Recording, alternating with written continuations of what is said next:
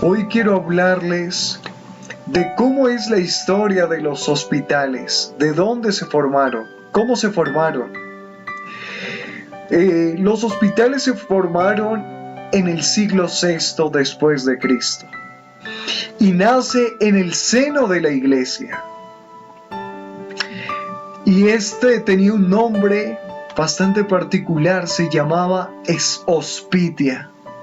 Y muchas de las personas que se atendían en estos centros eh, eran personas peregrinas, eran personas que estaban de un lado para el otro, muchos eran pobres, otros eran mendigos, aunque se les trataba de brindar eh, la mejor garantía para cada una de aquellas personas, aún no era la mejor, porque se les brindaba ayuda, pero en unas precarias condiciones. Y es interesante que allí se les suplían muchas de las necesidades, se les daba abrigo, se les brindaba atención a aquellos que estaban enfermos.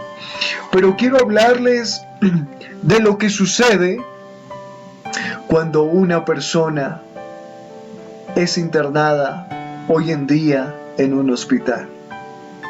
Hoy en día, cuando una persona se interna en un hospital, tiene que sufrir un proceso.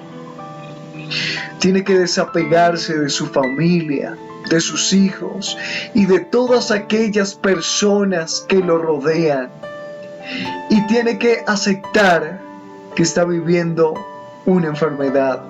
Y ahora tiene que ir a un hospital. Y muchas veces la atención que se brinda en los hospitales no es una de las mejores, porque no se les brinda seguridad a cada una de aquellas personas. Y muchas veces les toca compartir su habitación con más personas, y esto los lleva para que no tengan más derecho como a la privacidad. También compartir con varias personas que están enfermas, y esto los lleva a tener un poco de a tener como un poco de tristeza, porque dejan a un lado todas las comodidades de la casa para estar en un lugar y viviendo un proceso en un hospital. ¿Cuántos de nosotros no hemos pasado por un hospital? Y más, digamos, por una sala de urgencias. En mi caso personal, digamos que he estado bastante en un hospital y sé cuán embarazoso se siente, cuán estresante se siente, cuán angustioso se siente estar en la sala de un hospital, y más cuando el médico te dice debemos dejarte, debemos hacer algunos estudios, debemos hacer algunos exámenes, y empiezas en esa conversación con el Señor, en esa negociación con el Señor, a pedirle de que las cosas salgan bien. Eh, en esos momentos pasan muchas cosas por tu cabeza y lo único que deseas es salir de allí, porque todo en ti cambia dentro de ese lugar. Te cambian la ropa, te cambian tus alimentos, te cambian los horarios, quién te visita, quién puede entrar, quién no. Y muchas veces te pueden hasta poner en una habitación con otras personas, y pasan personas que no te conocen por enfrente tuyo y te ven en ese estado, con esa ropa, muchas veces hasta haciéndote exámenes. Y cuán embarazoso puede llegar a ser eso. La situación puede llegar a agravarse más cuando el médico te dice que las cosas no han salido bien. En lo personal tuve una experiencia hace una vez, y como les decía al principio, empieza esa negociación con el Señor para que puedas salir de ahí. En esos momentos, cuando las cosas se ponen realmente duras, es cuando más necesitamos el apoyo espiritual de alguien, y es cuando entra el capellán. Cuando entra el capellán a tu habitación a decirte que la voluntad de Dios puede ser cualquiera, y que si es su voluntad, Él te puede sanar. En mi caso personal, aquí estoy. El Señor ha tenido misericordia de mí en muchas ocasiones y sé que es de gran ayuda cuando entran esos agentes de Dios, esos discípulos de Dios, a querer ministrar, a querer ayudar a aquellas personas que en algún momento sienten que no hay otra salida. Ese es el trabajo del capellán, dar esperanza, dar alivio, así sea cuando no hay más alternativa que solo mirar a Dios. Bueno, yo les voy a hablar sobre los aspectos del paciente que son ocultos ante la familia y que son revelados a la adversidad de la enfermedad.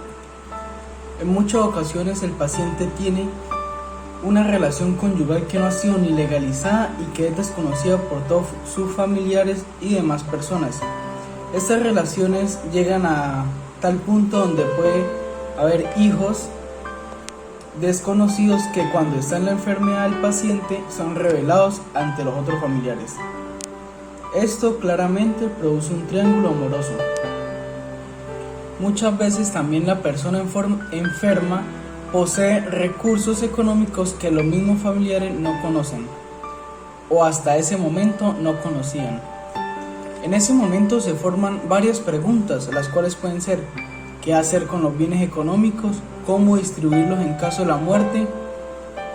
¿Quiénes tienen derecho sobre los bienes económicos del paciente? Estas preguntas no serían necesarias si el paciente solo tuviera una familia, pero como en este caso hay un triángulo amoroso, es necesario resolver qué se va a hacer con los bienes económicos. En estas circunstancias es más que claro que es necesario tomar asuntos legales para poder proceder con la repartición de bienes donde el paciente llegue a morir. Por eso mismo todo capellán debe saber las leyes y estar informado sobre aspectos legales para poder ayudar a la familia. Uno de los consejos más sabios que se podría dar de un capellán a una de las personas es que hay leyes de la familia, es que hay leyes que protegen a la persona que enviuda. En este caso, pues el otro matrimonio, el del triángulo amoroso, no es ni está legalizado. Entonces las leyes protegen a la persona que enviuda y a los herederos. Muchas veces estas leyes son desconocidas por todas las personas. Son tantas las complicaciones que se forman a través de la enfermedad del paciente que el capellán está prácticamente obligado a prestar atención inmediata.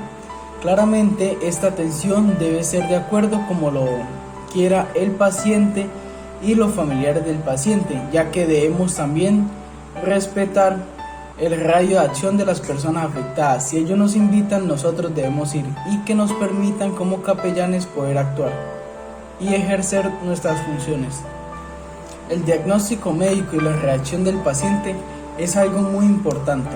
Cuando el médico nos dé las cartas sobre lo que se diagnosticó ante el paciente, debemos darlo, pero de una forma suave, no debe ser así a la ligera, porque esto puede producir cambios de humor, coraje, regateo, depresión y muchas cosas más.